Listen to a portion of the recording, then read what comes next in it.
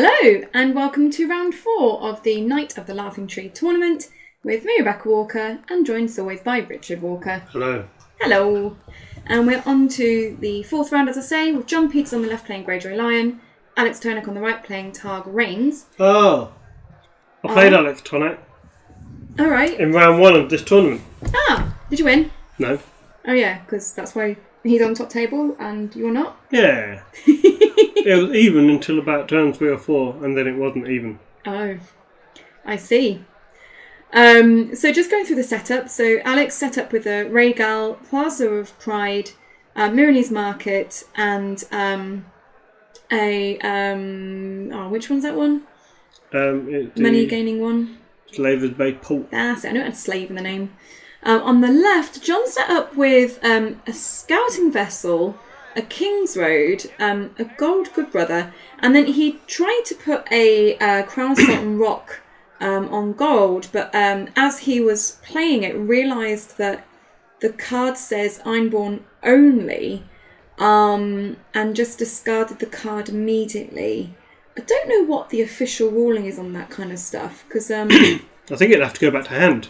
Yeah, because otherwise Otherwise, why wouldn't you play out all the attachments that wouldn't be legally attached and then discard them just so you can draw up more cards? Yeah, I don't really know what the official ruling is on that. But yeah, I don't know. Yeah, I'm pretty sure it just goes back to hand. But John has discarded it and drawn an extra card. Okay. Which I guess gives him an advantage. If anyone actually knows the official ruling on this, that'd be handy.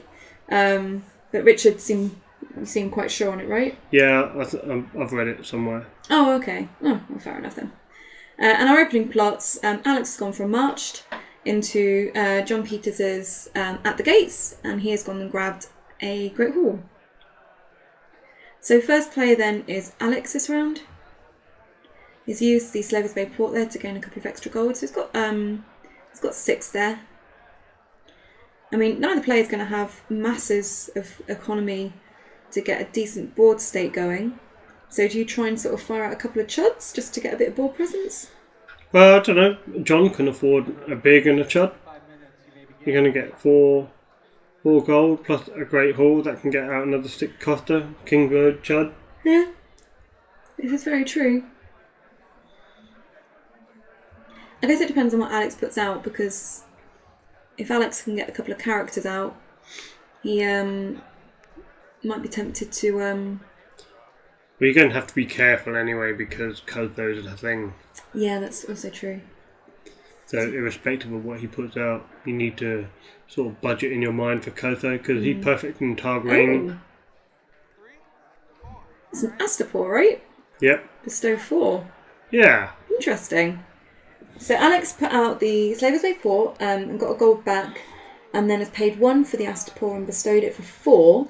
So no characters on the board, but as you say, Kotho is a thing, Missandei is a thing, so he might have something in hand, or he might just be setting up his back row ready for next round. John there, as you said, has managed to put out a big and a little. He's got a Jaime there and a Iron Island Fishmonger, one of the alt art versions. And also playing out is it an Orkman Reaver? Yeah. So we've got 3 characters on the board from that empty setup, so that's quite nice. And another scouting vessel as well on the bottom. Yeah, I think Alex Turnock has taken a risk because he put out Astapor fully loaded, and essentially if John can get through an unopposed challenge and had saved a gold, yeah, he's running the risk of we do not sell on the Astapor, so a 1-cost event ruining his 5 gold investment. Yeah, it would be sad. I mean, I don't think Greyjoy Lion is the kind that would normally run we do not sell. I think that's a pillage deck, really, isn't it? Agree. Oh, here we go. So we've got Kotho, discarding another Kotho and Missandei, which means that Alex now has 2 characters on the board. 7 gold's worth of characters for free. Surprise! So this suddenly swings the tables a bit, as Alex is going to be able to do his challenges as well. So I expect you to do Intrigue and try and get your reins off. Possibly. I mean, because if you do Intrigue with Missandei and Kotho, you can you can trigger Rains, Rain into Filthy, kneel that Jamie, and then you can restand your Kotho hopefully with Plaza to block the military from the Orkmont Reaver. I think that's a good way to get through the challenge phase. Yeah, I mean the other option obviously is Astapor is going to be able to nullify one of those challenges, or possibly the Jamie. Okay, so it looks like it's gone for an unopposed intrigue with Missandei, claiming they're another Orkmont Reaver. John not taking the bait.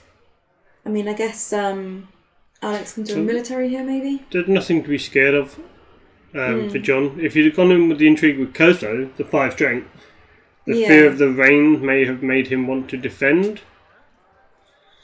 So he might have knelt the Jamie. If he'd gone in with intrigue with Kotho and Missandei for 7, then he would have thought, well, there's no point in kneeling the Jamie because we're going to kneel Astapor to reduce Jamie's strength. So we have a military here coming in from Jamie. I imagine Alex will use Astapor here and defend with Kotho because he's got quite a small board, he doesn't want to lose it. Yes, this is why I might have gone in with intrigue with Kotho and Missandei, try and flip into that filthy accusation and kneel Jamie, because the power challenge isn't really a problem, and if you do that and kneel the Jamie, you can deal with the military. But this way round he's had to, use the Astapor, and John still has a big board, and he's going to get through an intrigue as well. Is Astapor till the end of the phase or the end of the challenge? Challenge. That's a shame. So using or not using? I mean, he could discard a card to stand Kotho, but then he's going to lose another one to intrigue claim, so it costs him 2 cards just to stop the unopposed. Doesn't quite seem worth it, does it? Oh, what's that? Is that a Pento? No. Marine. Marine. That's on the restricted list now, isn't it? Mm-hmm. Interesting that that's his restricted card. And pillage there of the... Oh my god, why am I having a mind blank? I know what this card is. What card? Aegon. Aegon, that's it. I think like Aemon. I was like, it's definitely not Aemon. So, interesting round 1. Yeah, I mean, John Peters, as we can see, is leading 4-0. What with the unopposed, the power claim, etc. Alex there with the Kotho and Missandei on the board. Got a good back row though, and some decent economy on the back board. Yeah. You might wonder why I was championing the play of Filthy Accusation, because I know he had it from our first game. Oh, right, okay. So I know he's got the Filthy.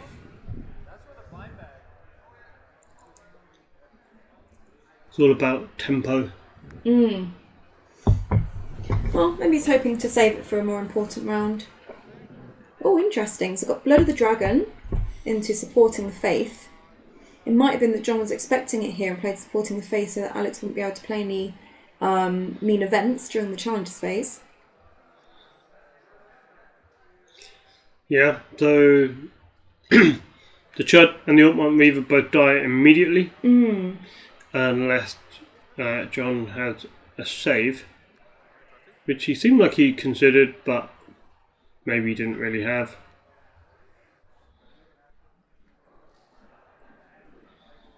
I always forget, is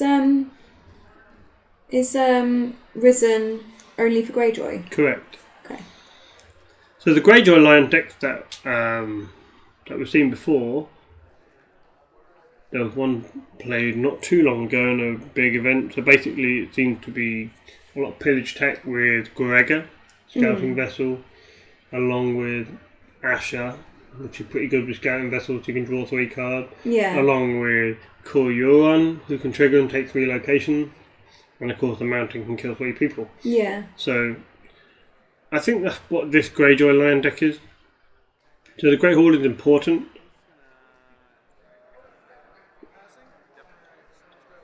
The difficult thing for John is he doesn't have any Chud now, which means he might have to be a little bit more defensive with his approach. Yeah, I mean, I don't know if Alex is running Dragon Pit, but if he is, it makes it even more scary, right? Probably isn't one in Dragon Pit. Don't think he has much in the way of shadowed cards. And so we have Andric the Unsmiling and Maester Murimir. I was thinking, sorry, I was just getting ready to sneeze. So Murimir helps John to enter into challenges. Yeah, definitely. Because he can block the Astapor trigger, which means Jamie won't just die when he does a military challenge. So that seemed quite important to allow John to continue with his challenge phase. It's interesting that Alex didn't marshal anything on his turn at all, even though he was going to be losing that gold. He didn't even bother triggering his Slaver's Bay ports. So, I mean, that would have given him 5 gold. He didn't have anything in his hand that he could marshal for 5 gold? Seems bizarre, but... So he's going to the intrigue now with both. Yeah, so this will be an intrigue for 5 because of the Blood of the Dragon plot. John there letting that go through unopposed. And it looks like Alex are going to flip out of it.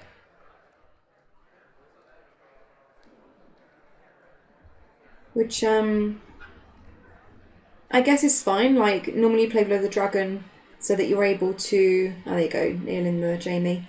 Normally you play Blood of the Dragon so that you can do some mean events and just kill everyone on the board. So the fact that supporting the Faith has meant that Alex doesn't have any gold means that Alex probably isn't able to do his usual little combinations during this Blood of the Dragon phase. Yeah. So he might as well flip into something more useful like the Filthy and stop John from getting off too many challenges. Not only that, his Astapor turned off as well. Yes, So, because of the mirror. well, it could be turned off. Yeah, either the Astapor or the Plaza, right? So at least this way, he's got a little tempo advantage. John can seemingly still win the military challenge. Oh, this is interesting. So, trying to use the Plaza there to restand Kotho, discarding a Drogo for that. But John cancelling it with Mirror. And doing a military with Andric. His strength has been reduced by Astapor, but of course Andric is now 5 strength, not the 4, because of the Blood of the Dragon being flipped out of, which means that the challenge is still going through at 1 strength. So he gets that unopposed, and I imagine Alex will kill the Missandei here.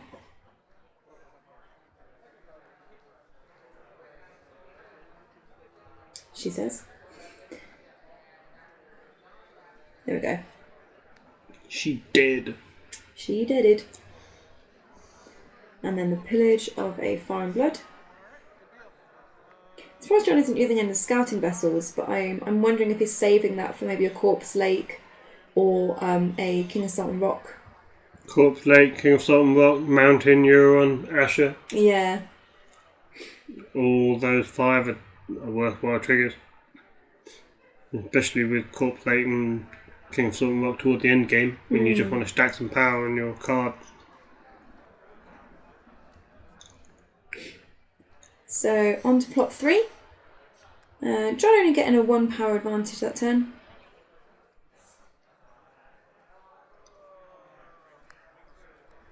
And we have plots of King of the North from John and Valar Morghulis from Alex. So, I mean, this kind of hurts both players, really. The King of the North means that Alex can't trigger his Slaver's Bay ports, can't trigger the Plaza, can't trigger the Astapor. John can't trigger his Great Hall. Or his Muir. But he doesn't really need to, I guess, at this point. So Alex is only actually going to get 3 gold. We say that, but there's a lot of 7-costers in John's deck. Which means there may be a few 7-costers in his hand. I was more referring to the fact he's not going to... You said he can't trigger Mirror, and I was saying that it doesn't really matter that he can't trigger Mirror because Alex can't trigger in locations. Cool. Was what I meant. It's okay. And then Silence's Crew being marshalled there with 2 bestow. So it's plus 2 strength, isn't it, for each coin? Silence's Crew, yeah? So they're on, 8 strength? Yeah. Pretty unburnable. Fairly unburnable. Alex, again, not marshalling anything at all. John going in with the power challenge from Silence's Crew. It's going to be unopposed and claim. And pillage of another plaza. And then, is it worth going in with the Murmur? I guess so. Oh, but the Murmur's like 3 strength as well for Dom. I think he'd go with Murmur and just let Alex win Dom, because then Alex has got something to take afterwards, right? You just do an intrigue, right? Yeah. Reduce all of his option. Yeah, I feel like I do. Because at this stage, if you're in control of the game... Oh. Okay, so they went to dominance instead. And then Alex said in the dominance phase he's going to use Myrini's Market to put a card on the bottom of his deck, but it's still King of the North, so he shouldn't be able to do that. Correct.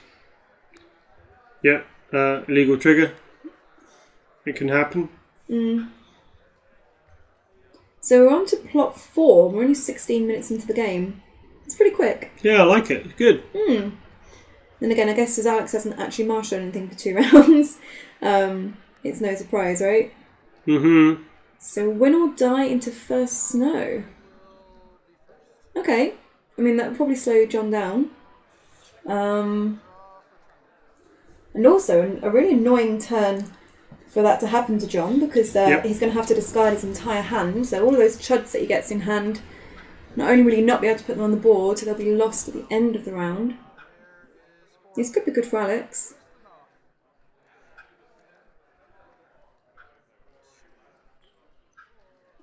And John here being the first player. I mean, John got the silence, his crew, which is his strength. And now he's got the second Great Hall, so he's almost definitely going to get a big dude out now. Yeah, you think so, right? Yeah. He's got plenty of gold as well, so he can get like a couple of 4-costers out if he has them. Pretty sure he's going to get a 7-coster out. It's about time. 2 claim, just get a big dude out, wreck some face on an empty board. There you go. King Balon. Seems good. And sitting on the 2 gold there. So no dupe for Murmur.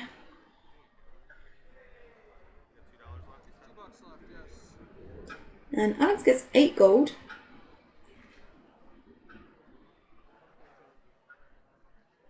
So theoretically he could get 2 4-costers out. But when John's got 2 claims, do you want to? A Shadows card would be good if he's got another egg on. Yep. He decided to sit on his 8. Interesting is to see if he has a trick. He must have some burn in hand by now, right? Well, some burn is contingent on having dragons on the board. Yeah, that's fair enough. So a power challenge with Silence's crew. For 8. But there isn't actually any power to take, so it would just be the unopposed. It's quite a sad time to play a 2-claim plot when there's no characters on the board. And no military claim, no power claim, and you don't have an intrigue. Yeah. And you're going to lose your entire hand at the end of it. Yeah, I'm wondering if the win or die wasn't a brilliant choice, maybe. I mean, it was good in theory, right? Yeah, but was it though? Like, I say, Alex doesn't have anything to take. You're saying John made a silly play? I'm not saying he made a silly play, but I'm not sure it's the best play. I don't know what the other plots are. True. We'll surely get to see another one. So the power going through unopposed with a pillage of the Viserys. John there passing his challenges and then was trying to go to Dom, and Alex is like, hey, wait, I might have something to do. Do you know much about John Peters? Not really. No? Should I? I don't know. I mean, I've seen him in the Facebook group. Sorry, got an ambush of a Drogon. This could be good. Okay, John needs to not defend this, otherwise Astapor just blows it up, right? Yep. So reacting with Drogon on Balon. Doesn't quite kill him though. Unopposed. Yeah, if he doesn't kill Balon, does that minus strength last for the entire phase? Yep. Yeah, and he's still got 2 golds, so if he's got a consuming flames, then he could wipe the board. So I think John has to claim the Balon here. Yeah, there you go. Wow. I'm sorry, what were you saying? I was just trying to go on the board. You're talking about John Peters in the Facebook group. Oh, right. Yeah, don't matter. Sorry, Han. I was trying to, like... It was linked to what I was talking about before, but now it's no longer linked. Oh. There's a big divot. A big divot? Yeah. I'm sorry. It's fine. I threw you off your mojo. But I can tell you he's a Greyjoy loyalist. Oh, is he? And hates Martell. So he got my vote. I was going to say, that mean you're like best buddies? Well, no, but he seems like, one of these trolls, so worse than me. Worse than you? I thought I was the troll. You are a bit of a troll. I think this guy's even more of a troll. Wow. LATESUMMER feast into barring the gate. Yeah. Looks like Alex is ready to get some cards on the board. It's impressive, really, how Alex has managed to go 2 rounds without putting any characters out. And then a 3rd round without marshalling anything. And then he just ambushes Drogon and the boards are at parity again. Yeah. So that's kind of impressive, really. A tickler on the board on John's side. And another Silence's Crew. I think Silence's Crew is really good against the burn deck, especially if you can bestow it. Because they're pretty solid. They are pretty solid.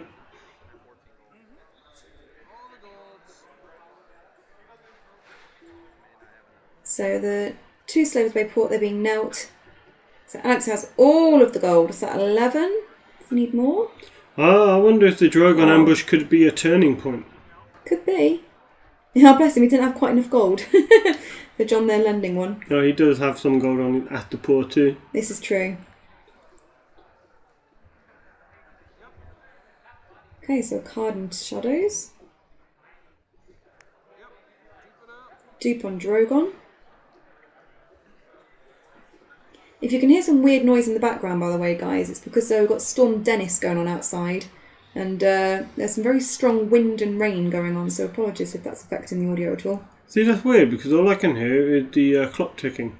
Yes, but remember, honey, you are deaf, literally. Well, if I can hear a clock, you'd think I'd be able to hear a storm. I don't know, you hear different pitches, don't you? I thought you said pictures. Yeah, I think in pictures. I don't hear words, I just hear pictures. Oh, shit. Oh my god, Johnny's so screwed. Why? Because we've got a duped Drogon, a duped Drogo, and a Viserion. And a card in shadows. The card in shadow. Oh wow. I feel like this. I mean, it's okay. Alice has got 1 claim. You just defend the Drogon military challenge with your silent. Or Alex has got 1 claim, but it's got Drogon and Drogo. Yeah, what we're going to say. So if you defend the Drogon challenge with the Silence's Crew, then at least the Drogon trigger won't fire, so he's only going to... Oh, man. Ouch. So John tried to do a challenge with Silence's Crew. He got Astapor and then Dracarys. A power challenge now with the 2nd Silence's Crew. I mean, this is going to be a board wipe, right? Yes, it is.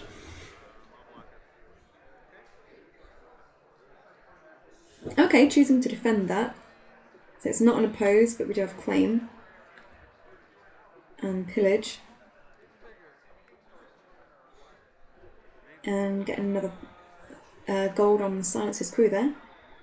And then going for the intrigue with the tickler. Can't block it. If you've got something you particularly need to stand Drogo with, you do it now. You might have a consuming flames though, right? He doesn't need to do it though. Nope. He just wins the military and burns the tickler. Crew gets taken for claim. So you don't bother with consuming flames, I imagine. Oh, he's thinking about it. He's trying to pay 2. Doing a bit of hand waggling. Yeah, he doesn't need to. Yeah, let it go unopposed. Don't waste your consuming flames. So it might get taken for claim. It did, but it didn't matter. Nah, I don't think it makes any difference.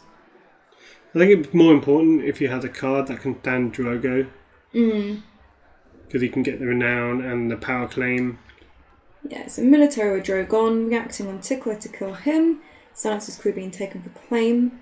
And of course, actually, I'm going through unopposed as well, because that's another... And didn't take his LATESUMMER feast. Yeah, John missed a late summer feast there. 2 late summer feast? 2 late summer feasts, yeah. We had a Plaza standing I think that's pretty important. Viserion. Because that gives him 2 cards now. He can get another 2 cards next round, and that... That would be options. Yeah, but the most crucial thing for John is he probably run Valar Morghulis, and Drogo and Drogon are both duplicated. Oh, Wildfire. Wildfire, cool. Yeah, I think, as you say, that not getting the card draw from Late Summer Feast could be quite important, because John is now just going to be top decking, and if they aren't good options, then, you know... GG. Yeah, he's not going to be able to really do anything. Whereas if he had the other 2 cards as well, well, it'd be interesting to know what they are, really, wouldn't it? It depends what they are. If it's just a dead Balon, then it doesn't really matter. I mean, I don't think there's anything that saves him now, because even if he draws Gregor... Oh, shit. That's Tommen, right? It is Tommen. I don't think Tommen's going to do very much. Tommen, no, he's not going to do a great deal. And just 1 card in hand. Unfortunately for John, it seems like he shot his load a bit early. and he's petering out. Oh dear. Oh dear. Did you just go there? Yeah. Petering Alex seems out. in the ascendancy now. He's got all the gold, got all the characters. Hard to see how it's going to get stopped. Even if Daenerys doesn't help. Which I'm fairly sure Greyjoy Lion is not running.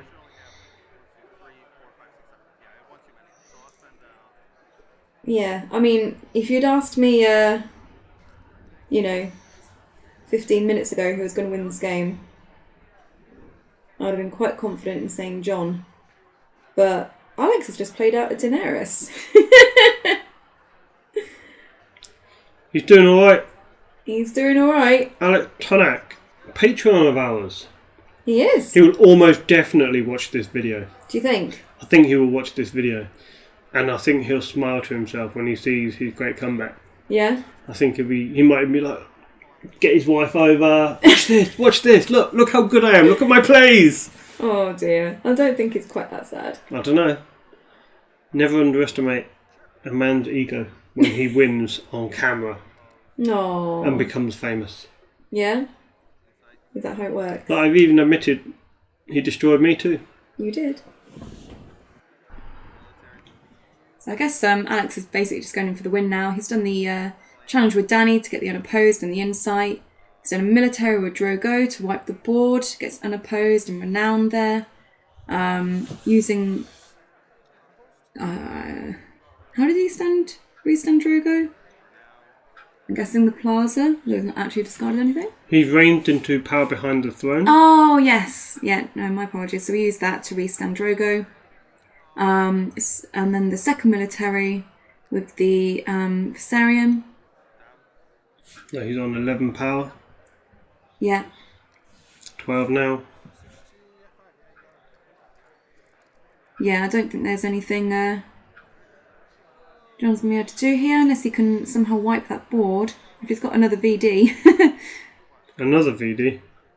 Didn't he play VD earlier? No. Oh, okay, if he's got VD. But he doesn't. He's got his last plot, which is weapons, into Alex's Late Summer Feast. So John's going to need the top decks of top decks to be able to do anything here. He playing through it gamefully. Gamefully? Yeah, No. that's it. Yeah, that's it. It's all over. But it was looking so good for him earlier. I know. When he had the board and Alex was struggling to put things on the board or just didn't want to put things on the board. So there's Alex texting his wife. I did it! I'm through! I'm 4-0! Look at me! I would just like to point out, I love John's playmat. It's that traditional sort of Japanese art style, but someone's put like the Greyjoy ships and location on there as well. Yeah. Which is pretty cool. Nice. So yeah, very nice mat. Very good. But anyway, back on topic. So we'll try and get round 5, which is the basically the final of the Night of the Laughing Tree tournament out as soon as we can. If you'd like to support the channel, you can do so by going to patreon.com/the White Walkers. And yeah, Otherwise, make sure you join us on Thursday evening for the UK Thrones War draft. We will be live from 7 o'clock if you are interested. Mm-hmm. Thanks all for watching, and we'll see you next time. Bye. Goodbye.